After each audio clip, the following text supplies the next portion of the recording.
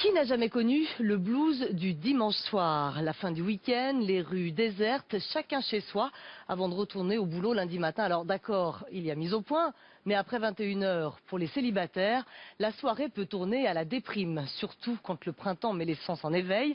Alors, pourquoi pas rencontrer d'autres célibataires autour d'un plat de pâtes?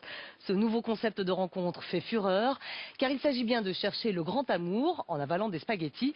Notre sentimental Bernard Hémaud n'a pas pu résister. Tous les jours de la semaine sont vides et sonnent le creux. Mais il y a pire que la semaine, il y a le dimanche prétentieux. Le dimanche qui s'impose comme un jour bienheureux. Bonjour à tous. Et je vous remercie de faire vivre tous les dimanches soirs des pasta parties et de faire vivre le concept que j'ai créé en y mettant beaucoup de cœur, beaucoup de convivialité et surtout beaucoup d'envie de rencontrer des gens.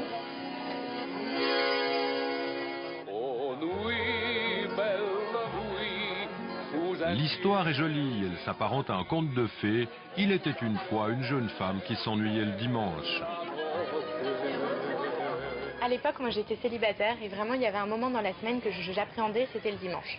Donc j'ai commencé à réunir chez moi des amis, puis des amis d'amis, puis très vite des inconnus à venir manger des pâtes le dimanche soir. Et à chaque fois, il se passait quelque chose. Et de fil en aiguille, cet appartement est devenu trop petit et je me suis dit, mais il y a peut-être quelque chose à faire. Il faut y aller. Il y a un marché, il y a de la demande. Ce concept plaît, tu peux pas passer à côté. Les pasta parties, c'est le paradis des célibataires, un site qui compte 17 000 membres. Elles sont présentes dans une vingtaine de villes en France et vont partir à la conquête de l'étranger. Genève accueillera sa première pasta party au mois de septembre. L'amour peut être au rendez-vous.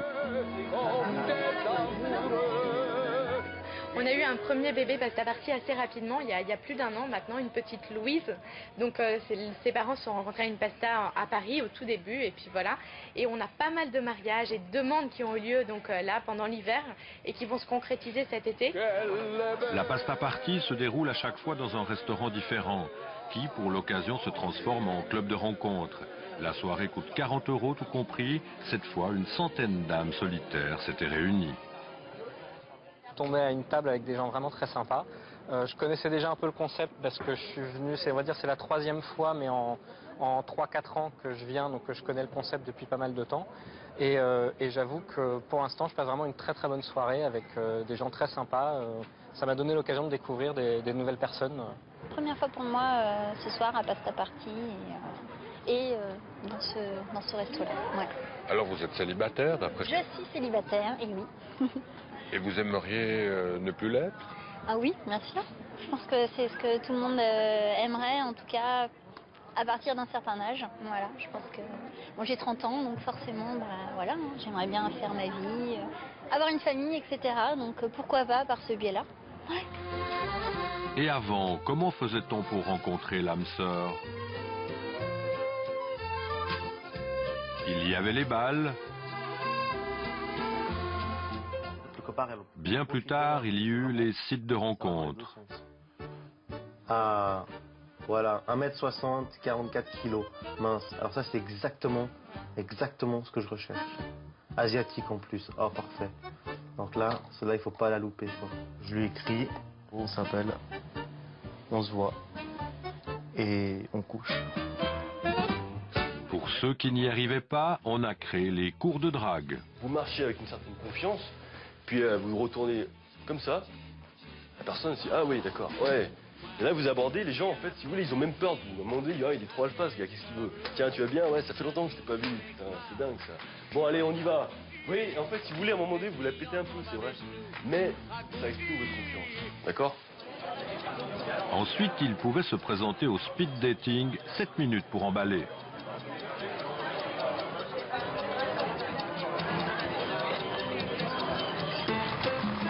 Retour à la pasta party, cette convivialité, cette alchimie ne sont pas dues au hasard. Derrière, il y a une organisation précise comme une horloge helvétique. Héloïse est une ancienne journaliste économique. Elle a tout pour réussir. Son ancien métier lui a permis de mettre les gens à l'aise et d'avoir le sens du business. Ce qui est important, c'est que la personne qui vient ne doit pas le sentir, c'est-à-dire que ça doit couler suffisamment pour qu'ils se disent waouh c'est spontané, quelle soirée, etc.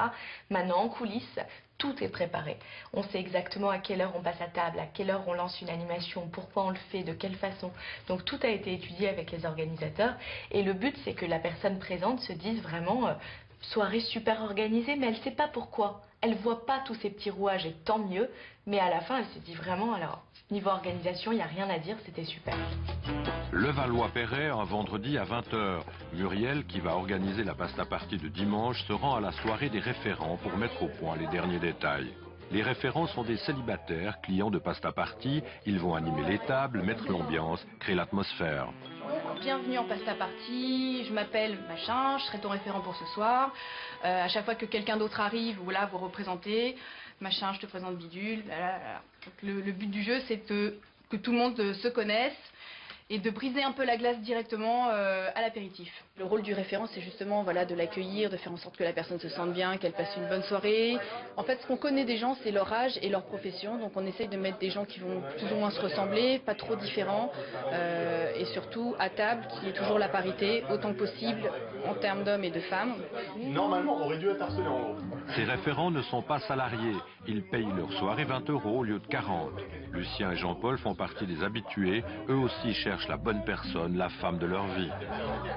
L'idée, c'est que quand vous êtes référent, forcément quelque part, comme dans un cours magistral, vous êtes un peu le centre d'intérêt de la table et ça présente son intérêt et ça permet vraiment, en mettant les gens à l'aise, de systématiquement tout ramener à soi. Vous devancez un petit peu le reste des participants en ayant été référent, en s'étant engagé, vous devancez les autres personnes. En fait, moi j'ai fait pas mal de speed dating. J'ai fait des rencontres sur Internet, je suis même dans une agence matrimoniale et en fait, les sites Internet, moi, à un certain moment, je me réveille et je me rends compte que j'avais la barbe. Et finalement, ça faisait 24 heures ou 48 heures que j'étais resté connecté et je m'en étais pas rendu compte. Quand on est dans une pasta party, le gros avantage, c'est que c'est tout de suite convivial. On rigole avec tout le monde et puis en fin de soirée, parfois on fait des bonnes rencontres. Olivier Levard est un spécialiste des réseaux sociaux qu'il remet sérieusement en cause dans un ouvrage étonnant. Nos amis ne sont pas forcément ceux que l'on croit. Le phénomène des pasta party répond à une absence sur Internet. C'est-à-dire que sur les réseaux sociaux comme Facebook, MySpace ou les Skyblogs, on rencontre énormément de personnes, on n'a jamais eu autant d'amis. Et pourtant, on voit que sur ces sites, certains s'amusent et disent « j'ai 800 amis sur Facebook et j'ai fait mon déménagement tout seul » ou « j'ai 1000 amis sur Facebook et j'ai passé mon dimanche à m'ennuyer ». Ce qui montre bien que si ces réseaux sociaux permettent d'être en contact avec énormément de personnes, ça ne permet pas souvent de vraies rencontres, de vrais échanges et que finalement, serrer des mains, embrasser des gens, les rencontrer, c'est toujours nécessaire.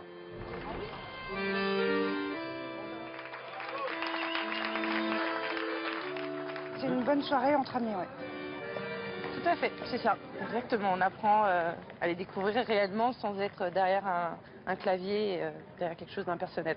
J'ai pas fait, moi perso, une bonne rencontre. Bon, après, il faut voir, parce que comme on va s'envoyer des petits mails, on ne sait jamais. Il y a peut-être des personnes un peu timides qui, après, se recontactent. Le but du jeu, après, c'est de se revoir, de toute façon, dans la semaine. Donc, on va s'envoyer les mails, on va se rappeler, et puis on verra ce que ça donne. D'ailleurs, c'est un premier pas.